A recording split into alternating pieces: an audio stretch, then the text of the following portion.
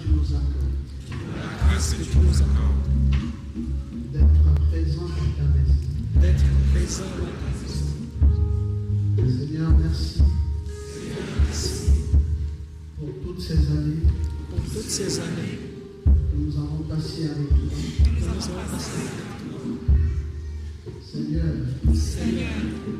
nous reconnaissons que nous n'avons pas toujours bien marché avec toi. Et ce matin, ce jour du 24 mars, le jour de l'ouverture du 7e sceau, c'est un grand jour pour nous, Seigneur. Parmi toutes les grandes dates que nous devons retenir par rapport à ce joyeux message, la date d'aujourd'hui est l'une des plus grandes, sinon la plus grande, la date du 24 mars.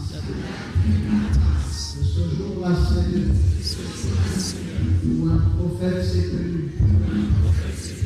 derrière sa chair à Jeffersonville, dans l'État d'Indiana, là-bas aux États-Unis. Ce jour-là, devait ouvrir le livre du 7e sceau, là où était caché les 7 colères. Oh notre Dieu, nous savons que c'était là même le titre de propriété incontestable que toi tu tenais. C'était la même le livre de vie qui était au jardin d'Éden quand on n'avait pas pu manger. Seigneur, ce jour-là, le même livre, le même âme de vie se trouvait là, à Jeffersonville, au Canaan Tabernacle. Et un prophète devait briser les cieux. Seigneur, c'était un grand jour. Et c'est ce jour-là, pour le livre de la rédemption, c'est pourquoi vous avez envoyé un prophète devrait trouver son accomplissement. Aujourd'hui, Seigneur, ça fait exactement 50 ans. Ce prophète, c'était le prophète du 7e sceau. Aujourd'hui, Seigneur, ça fait 50 ans depuis que ce prophète est venu et que nous allons faire le 7e sceau. 50 ans, jour pour jour. Oh, notre Dieu, nous voulons, Seigneur, commémorer cette date. Non seulement commémorer cette date, mais nous voulons nous reconsacrer. Non seulement nous reconsacrer, mais nous voulons prendre la décision de t'appartenir pour le restant de notre vie. Seigneur, ce matin, nous prenons l'engagement devant toi, devant tes anges, nous te disons, Seigneur, nous voulons te servir de tout notre cœur, de toute notre âme, de toute notre vie. Pardonne-nous tous les manquements observés, toutes les fautes, Seigneur. Nous avons quelquefois fait ton travail avec négligence. Nous prenons la décision formelle de changer de direction, d'aller dans la direction du Christ et de te servir en esprit et en vérité. Accorde-nous cette grâce. Aide-nous ce matin. Seigneur, que soit banni de notre vie tout esprit démoniaque qui ne confesse pas ton nom, tout esprit maléfique qui ne glorifie pas le nom de Christ, que ces esprits méchants, ces esprits du monde, ces esprits païens, ces esprits démoniaques, ces esprits sataniques, prenons la décision ce matin de les chasser loin de nos vies dans le nom de Jésus. Seigneur, c'est une décision. Nous voulons t'appartenir, nous voulons nous accrocher à toi, nous voulons nous marier à toi. Tout esprit de tièdeur, tout esprit maléfique, tout esprit démoniaque soit chassé loin de nos vies dans le nom de Jésus.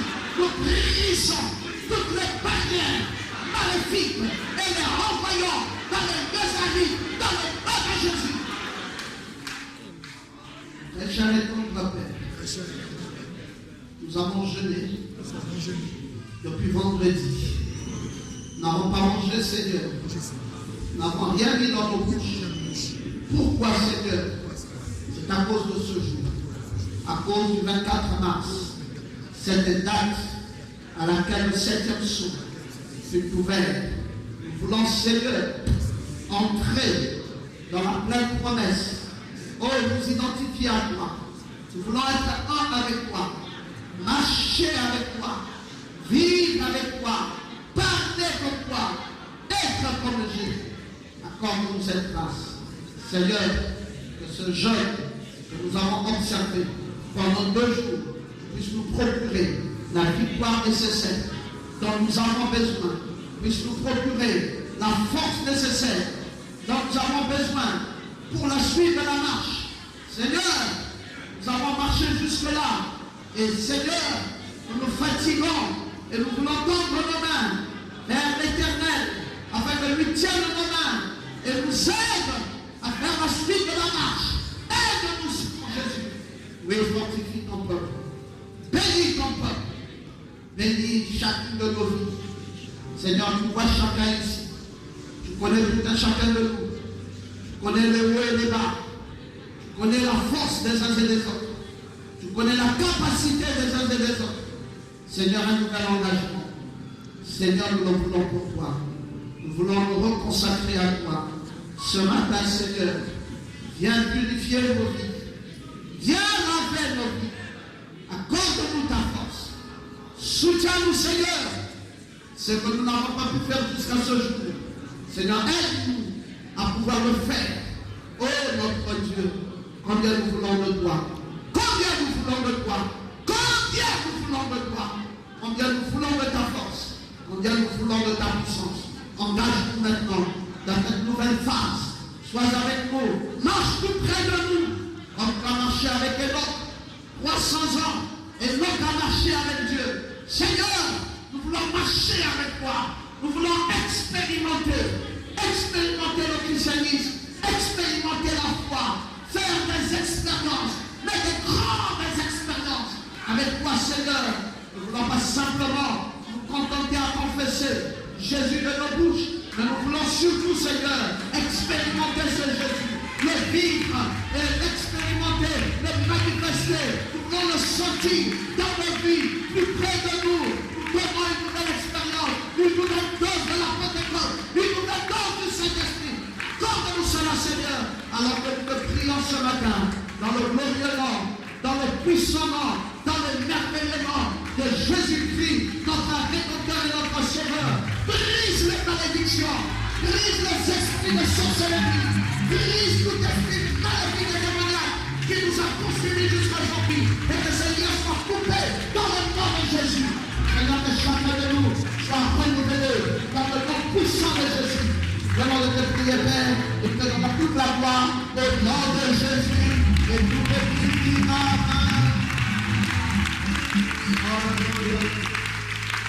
Amen.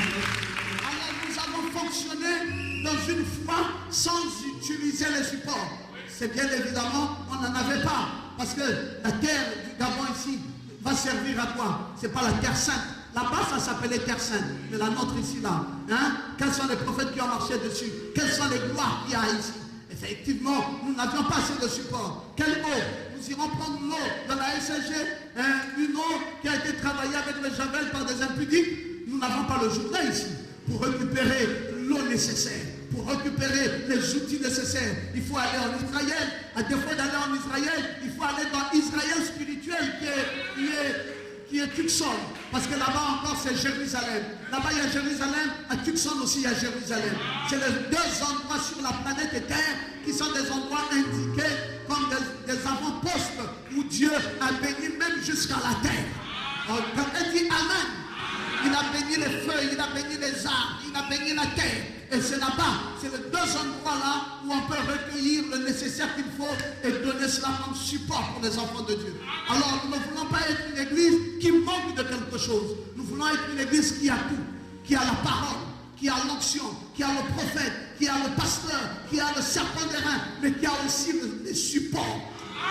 Dites Amen bien. Levez votre main droite et dites Amen. Maintenant, permettez que je vous dise que dans la saison où nous allons rentrer, c'est une nouveauté. C'est une nouveauté. Cette saison-ci, c'est quelque chose de nouveau et toute la famille était tout autour. J'ai dit Seigneur, j'avais l'huile que j'avais ramenée d'Israël. J'ai dit Seigneur, est-ce le temps? J'avais dit qu'il faut que le temps soit construit, qu'on emploie ça. Et quelque chose a dit dans mon cœur. Pour cela, tu vas la laisser mourir parce qu'il faut attendre le temps. Et puis j'ai dit, oh Seigneur, je ne vais pas la laisser mourir. Je prends cette huile. Dès que j'ai pris cette huile et j'ai pris cette eau-là, j'ai mis sur la bouche de Mariella. Mariella, tout de suite, immédiatement, sur place, Mariella a repris. Amen. Et depuis lors, je savais que Dieu avait déjà testé ça. Je savais. Un jour, je me sentais comme si le diable m'avait attaqué, comme si quelque chose, une onction maléfique voulait me prendre. J'étais au lit seul à la maison. J'ai senti comme si quelque chose n'allait plus. J'ai dit, Seigneur, qu'est-ce que je vais faire ici? Il n'y a personne pour prier pour moi. Je suis seul dans la maison. Mais je sens une attaque. Ça, c'est une attaque. L'attaque était très forte. Et puis tout de suite, quelque chose m'a dit, mais juste à ton cheveu du lit, tu as les ustensiles du temple. Alors, j'ai ouvert. J'ai juste eu la petite force d'ouvrir le petit tiroir. Et là, il y avait la terre. J'ai pris juste mon doigt, j'ai mis la terre là, sur le doigt. J'ai mis ici sur ma langue. Dès que j'ai mis la terre là sur ma langue, tous les mauvais esprits sont alors depuis lors, je savais que j'avais quelque chose de sacré avec moi. Mais cette chose-là, ce n'est pas pour moi, c'est pour vous. Vous allez chercher ça pour vous. Donc la saison est arrivée. Quelqu'un dit Amen. Quelqu'un se met debout et dit Amen fortement. Retourne vers ton frère et dis à ton frère, l'heure est arrivée où nos ennemis ne pourront plus rien, où les malédictions seront brisées, où ta vie sera libérée. L'heure est arrivée où les grâces viendront, et même les choses que tu n'as pas pu obtenir, tu vas les obtenir désormais. L'heure est arrivée où les barrières vont s'écrouler. L'heure est arrivée où le succès va descendre. Et dis Amen. Et acclame, et acclame, et acclame, et acclame, et acclame, et acclame, et acclame. Ok. Avant d'entrer dans le message de ce matin, nous allons chanter sur le 7e psaume. Et je vais inviter Eliezer à chanter, à nous interpréter la chanson de ce frère qui chante sur le 7e psaume. Le 7e psaume, intrigué toute ma vie. Nicole, c'est moi que je vois là-bas. Ça va bien maintenant? Je t'amène ma fille. J'ai dû apercevoir Sinaï. Elle était beaucoup malade, ma fille. Ça va bien maintenant? Ok, Sinaï. Retournez, voyez Sinaï. Beaucoup d'entre vous, vous n'êtes pas la rendre visite. Elle est très fâchée et elle a raison de se fâcher. Elle est restée 2 mois alitée, couchée sur le lit et nous ne sommes pas, vous allez la rendre visite. C'est cela, nous disent. C'est pas normal. Vraiment, au nom de l'église, je présente les excuses pour tout le monde. Même Nicole aussi, elle était très souffrante. Dernièrement, elle est allée à Bongolo, elle est allée se faire opérer là. Elle est revenue. Toutes ces situations-là, vous n'êtes pas là présent. Vous laissez vos frères et sœurs dans la souffrance, vous n'êtes pas là. C'est pas normal. Ok, Eliezer, si tu peux chanter le 7e psaume rapidement. Le grand mystère de mystère. Le 7e psaume. Le 7e psaume. Intrigué toute ma vie. Mystère des mystères. Comme un avion qui traverse le mur de son immense. Je limite à sa vie.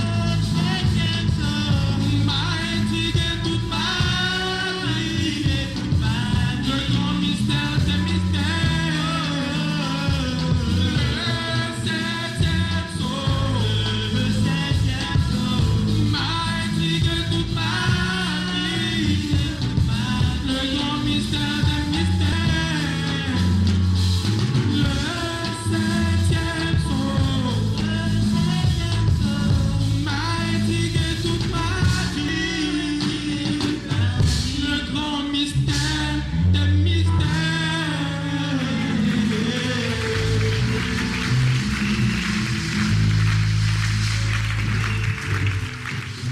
Donnez le micro au frère Zoé. Il va lire pour nous Apocalypse 8. Hein?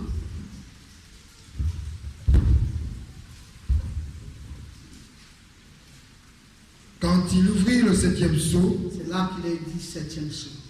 il y eut dans le ciel le septième sceau, il y eut dans le ciel un silence d'environ une demi-heure. un silence d'environ une demi-heure. Amen. Ok. Vous voyez donc, c'est de ça qu'il s'agit. Quand Dieu ouvrit le septième sceau, il y eut dans le ciel un silence d'environ une demi-heure. C'est tout. Mais c'est quoi alors? C'est quoi ce silence? Pourquoi un silence? Et pourquoi ce silence est d'environ une demi-heure? C'est à l'ouverture de quoi? C'est à l'ouverture du septième sceau. Qu'est-ce qui s'est passé avec ce septième sceau pour que le ciel soit silencieux et qu'on nous compte même le nombre de temps du silence du ciel, alors qu'à l'ouverture du premier sceau, il est raconté ce qui avait été dit. Du deuxième sceau, il est aussi raconté jusqu'au sixième sceau, il est raconté. Et le septième sceau, qui est le tout dernier des sceaux, quand il ouvrit ce septième sceau, c'est le silence complet. Où? Dans le ciel. Qu'est-ce qui s'est passé? Mes amis, c'était un jour. Nous étions au mois de décembre de l'année 1962. Le prophète, dans les environs de midi, de 10 heures, reçut une vision. Et là, dans cette vision, il a vu qu'il y avait une explosion. Nous sommes en 1962 et nous sommes au mois de décembre. Il y a eu une explosion. Et juste au moment où il y avait un cratérant qu'il avait piqué par le pied et qu'il se courba, cette explosion. Bon, c'était une grande explosion. Et le prophète, quand il s'est relevé, après que le cratérant l'ait piqué dessus, il a vu venir de l'éternité des anges. Ils étaient au nombre de 7. Ils formaient une pyramide. Et lui, il était là. Quand il a vu ces anges venir, alors il a été pris. Et il est montré dans cette constellation des anges. Et puis, l'histoire se termina. Le prophète s'est dit, c'était donc le temps pour lui de mourir. Il est venu à son église. Il a dit, je viens de voir quelque chose qui m'intrigue. Je viens de voir quelque chose qui m'intrigue. Je ne sais pas, mais j'ai l'impression que bientôt je vais mourir. Bientôt je vais mourir, parce que ce que j'ai reçu m'a tellement impressionné que j'ai pris peur. Je ne sais pas exactement c'est quoi. Je ne sais pas c'est quoi exactement, mais j'ai l'impression que c'est la fin de ma vie. Et il a raconté ça à son église. Il n'était plus tranquille. Et puis, il a vu qu'il devait partir de l'Est pour aller à l'Ouest. Dans la photo que vous voyez ici, c'est exactement dans les mêmes périodes de temps. Le prophète est à l'Ouest. Il a donc fait ce déplacement. Il est allé à l'Ouest. Le voici ici, à l'Ouest. Ces montagnes ici, c'est les montagnes du Catalina. J'ai visité ces montagnes ici en 2011, il y a 2 ans, aux États-Unis, à Tucson. J'étais à cet endroit. Les montagnes de Catalina. Le prophète y est allé là-bas. Pendant qu'il est allé dans ces montagnes de Catalina, il a quitté l'Est pour aller à l'Ouest, à Tucson, en Indiana. Pendant qu'il est donc arrivé là-bas, il devait aller faire une partie de chasse. Tel que vous voyez là, il s'habillait souvent comme ça, en cowboy, il met son chapeau, il met sa chemise jean, et il prend son fusil, et il s'en va à la chasse. Et le prophète alla donc à la chasse. Pendant qu'il alla à la chasse, ce jour-là, un cratérant l'a effectivement piqué et il s'est souvenu de la vision qu'il avait reçue. Puis, maintenant, ce n'était plus la vision, c'était la réalité. Il entendit cette explosion. Et quand il a entendu cette explosion, il a vu réellement, physiquement, les anges venir de l'éternité. Et quand les anges venaient, nous avons vu ça vendredi, c'est dommage pour ceux qui ne viennent pas à l'église. Je ne reviendrai plus jamais dessus. Et vendredi, nous avons vu que quand il venait vers lui, il y avait un ange qui était plus impressionnant que les autres anges. Et il était à sa gauche. Et il brillait plus que les autres anges. Et c'était exactement le 7e ange. Et lui, il était à gauche de l'arrivée de ces anges. Et quand il a regardé cet ange qui l'impressionnait, il a été pris, pouf, dans son corps. Il a été pris dans l'enlèvement. Les frères ont regardé autour de lui, ils ne l'ont plus vu. Il est monté dans cette nuée. Et il est resté environ une demi-heure. C'est ça l'explication de cette écriture d'Apocalypse 8:1. Le ciel était silencieux et le prophète est rentré là-bas après l'explosion. C'était le silence total et il y est resté environ une demi-heure. Et quand la demi-heure de silence est finie, Frère Branham s'est retrouvé brutalement sur la terre comme ça. Paf! Il était au milieu de ses frères. Les frères ont dit non, il vient de se passer quelque chose. Tu as disparu et tu as réapparu. Il leur a dit, taisez-vous, ne racontez à personne l'événement que vous venez de voir. Ne racontez à personne. Ils étaient deux. Il y avait Sofna et il y avait Norman. Il leur a dit, jurez-moi que vous ne direz pas ça à quelqu'un. Vous m'avez vu être enlevé et disparaître et revenir. Ils ont dit, c'est fini, c'est juré, nous ne raconterons pas. Il dit, maintenant, plions les bagages, retournons à l'Est. Il dit, pourquoi faire? Il dit, c'est maintenant que commence mon ministère. Amen. On dit, mes frères, nous savons que tu es prophète, tu as déjà fait beaucoup de choses. Il dit, tout ce que j'ai fait jusqu'à présent, préparer la voie à ceci. Amen. Tout ce que j'ai fait jusqu'à présent, préparer la voie à ceci. Ça, c'est la 3e phase de mon ministère. Amen. Maintenant, repartons rapidement. C'est la 3e phase de mon ministère. Amen. Ils ont plié les bagages. Ils ont fait un voyage de 2 jours par voiture. Ils sont arrivés à Jeffersonville, à l'Est. Et quand ils sont arrivés, alors William Branham commence le premier sermon. Il intitule Dieu caché et révélé dans la simplicité. En fait, il était en train de parler de son état. Parce que le Dieu qui avait toujours été au ciel, qui s'asseyait toujours sur le trône d'intercession, avait terminé l'intercession des 2000 ans. Et maintenant, ce Dieu-là était descendu. Mais ce Dieu-là, en descendant, il est venu habiter sur qui? Il est venu habiter en lui-même. Maintenant, Dieu l'avait entièrement incarné. Alors Branham s'est retrouvé devant le peuple. Le peuple ne savait pas que Dieu était là. La même manière que Dieu avait oint Jésus. Il y a 2000 ans, c'est comme ça que Dieu venait de oindre William Branham. C'était la plénitude de la divinité incarnée dans le prophète. Et ce prophète était là. Alors il vient devant son église, comme moi ce matin ici, et il dit à l'église, Dieu caché et révélé dans la simplicité. Et il leur prêche ce premier sermon. Puis le lendemain du jour, il leur dit, je vais vous prêcher la brèche entre les âges et les sceaux. Puis le surlendemain, il dit, nous allons commencer l'ouverture des premiers sceaux.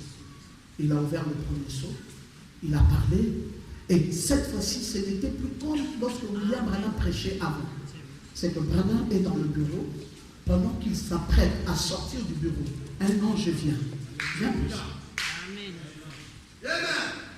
un ange vient, pendant qu'il est au bureau, il est en train de lire la Bible, un ange vient comme ça et se met debout devant lui.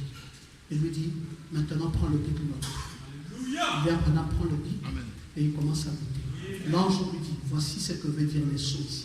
Ça veut dire ça, ça veut dire ça, ça veut dire ça, ça veut dire ça, ça veut dire ça. William Branham finit de noter, et dès qu'il finit de noter, l'ange disparaît. Et William Branham vient devant le peuple, et il prêche le premier sceau. Pourquoi c'était si particulier? Pourquoi c'était si pathétique? Pourquoi ça n'avait pas droit de l'erreur? Pourquoi ce livre, d'un bout à l'autre, devait être ainsi dit le Seigneur? Parce que ce livre des 7 sceaux, c'était le livre de la rédemption. Quelqu'un dit Amen. C'était ça le titre de propriété incontestable. C'était le livre de la rédemption. Et donc, il ne fallait pas que dans ce livre, il y ait une pensée humaine. Il fallait que d'un bout à l'autre, ça soit Dieu qui ait dicté les détails. Et Dieu a commencé par dicter à William Branham, et il se tient derrière le peuple, et il leur livre ce que Dieu lui a dit. Et il leur dit maintenant, vous connaissez le premier sceau, mais vous ne connaissez pas le deuxième sceau. Il dit, même moi qui vous parle, je ne connais rien au sujet du deuxième sceau. Il faut que l'ange vienne encore me le révéler. Et le prochain jour, quand il se retrouve à nouveau dans le bureau et qu'il veut encore lire, l'ange apparaît encore pour. Il dit, prends maintenant le deuxième sceau. L'ange ne livrait pas tous les sceaux au même moment. Et il lui livre le deuxième sceau. Et il donne le deuxième sceau au peuple. Le troisième jour, l'ange vient encore, il lui livre le troisième sceau. Frère Branham va, il livre au peuple. Jusqu'à ce que nous sommes arrivés au 6e sceau. Alors, pendant tous ces sceaux-là, Frère Branham dit que tous ces sceaux que je vous parle jusqu'à présent ne sont pas très importants. Bien que l'ange ait révélé ça. Mais le plus important, c'est ce que l'ange me dira au jour du 7e sceau. Alors, tout le monde était là pour dire, mais qu'est-ce que l'ange a dit à William Branham au sujet de ce 7e sceau? Alors, l'ange, quand il révèle à Branham ce qui se passe au 7e sceau, il ramène Branham dans l'événement qui s'est passé au cours du même mois, le 8 mars, et depuis le 28 février jusqu'au 8 mars, il ramène Branham à cet événement-là qui s'est passé à la montagne du Catalina. C'est ça, cette montagne. Alors, à cette montagne, il est descendu, cette nuée que vous voyez ici. Amen. Cette présence. Mais quand cette présence est descendue, et que la science l'a photographiée, la science a photographié cette présence de cette façon. Amen. La science a photographié ça comme ça. Alors, William Branham, non, comme ça. William Branham ne comprenait pas bien, même la science ne comprenait pas bien. Alors Dieu dit à William Branham que cette photo-ci, que la science a photographiée, c'est pas normal. Tourne ça à droite. Et quand William Branham a tourné la photo à droite, il dit maintenant regarde. Et William Branham a regardé, il y avait les yeux de Christ, il y avait son nez, il y avait sa bouche, et il y avait sa barbe.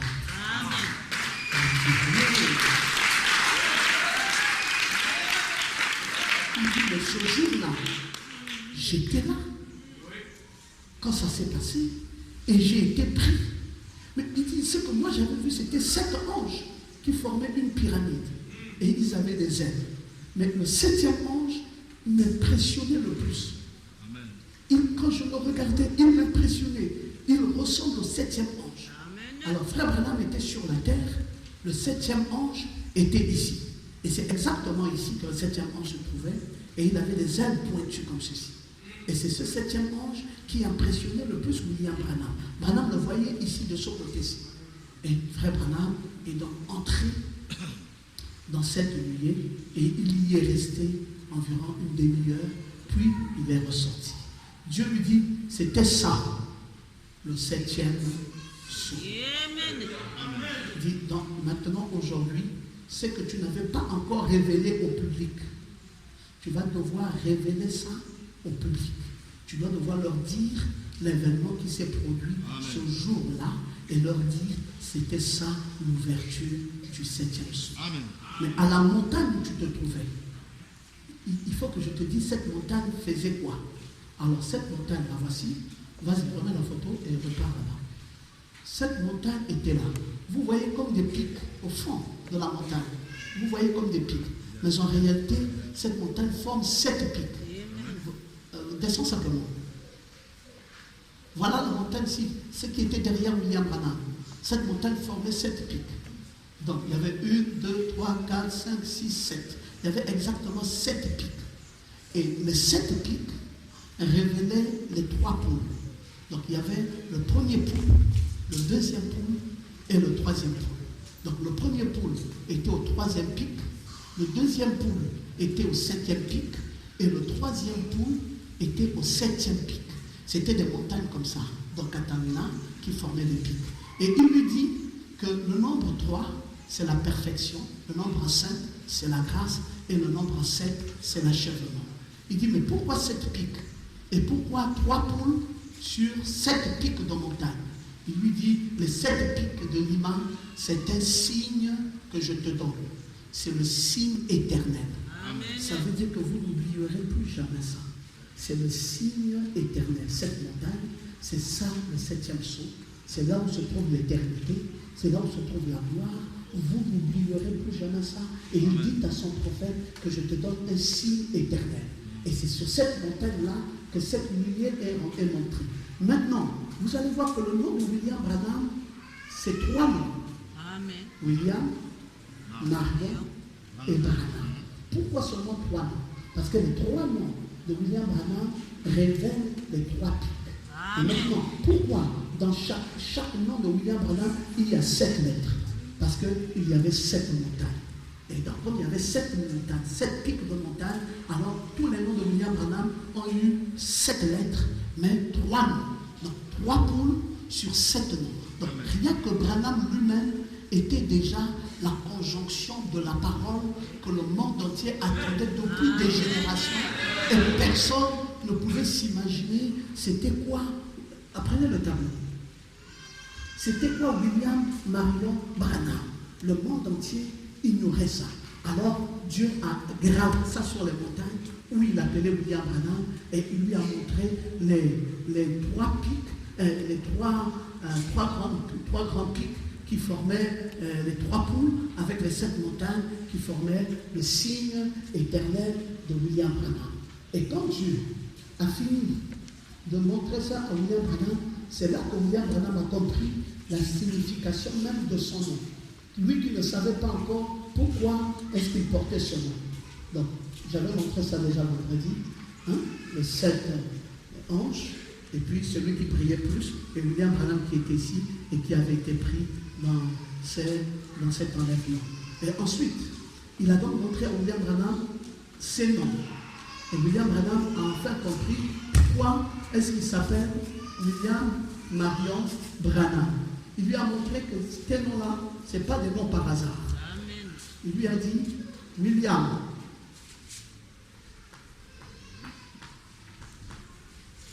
Marion,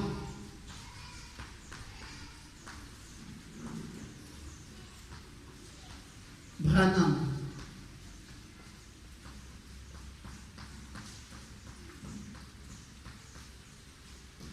une, 2, 3, 4, 5, 6, 7.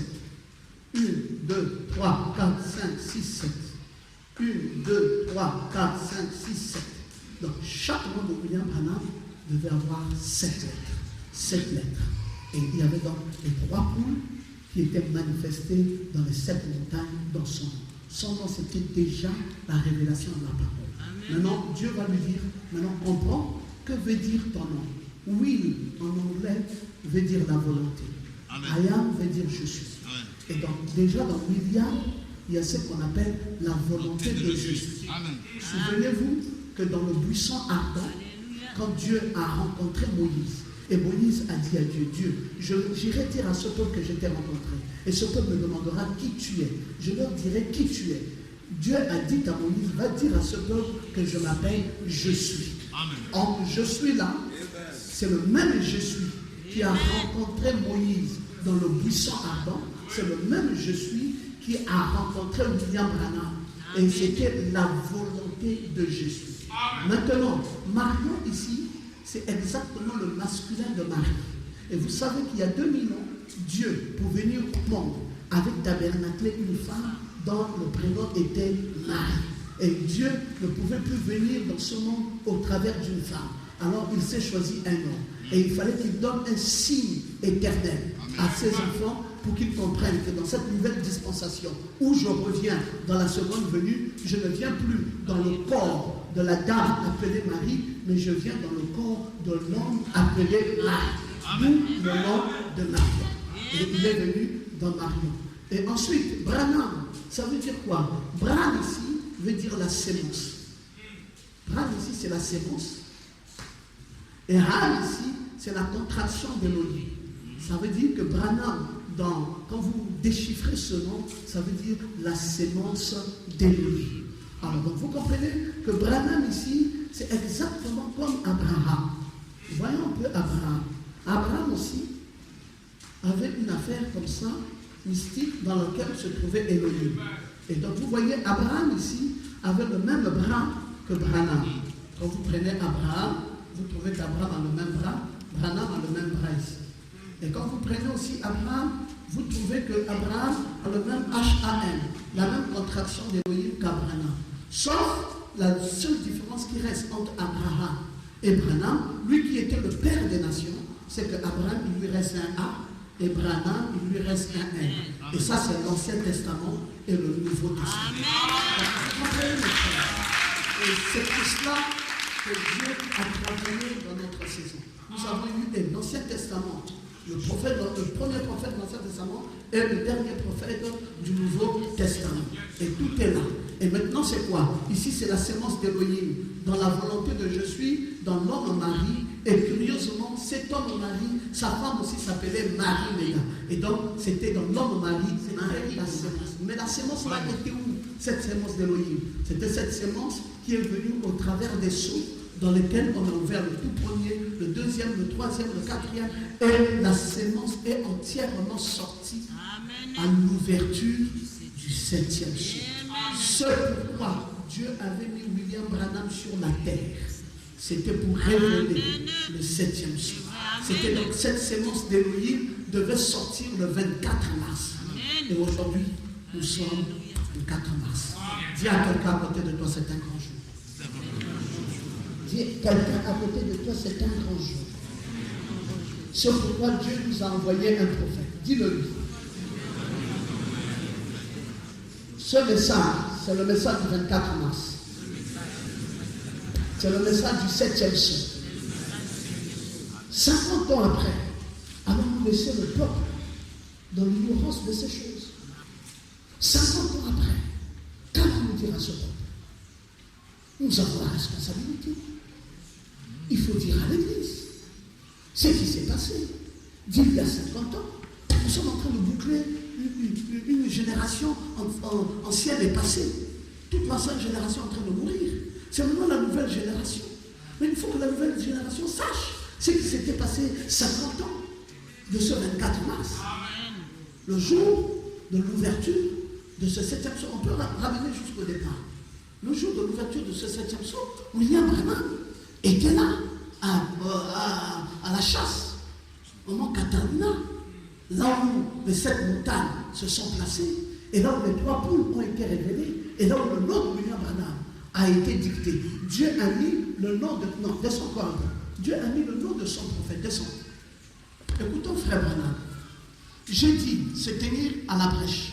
Nous sommes en 63, le 21 juin, le 23 juin. Il dit, j'ai dit, Seigneur, j'ai entendu un peu et rien n'est arrivé. J'ai dit, quel est ce signe éternel? Le signe éternel.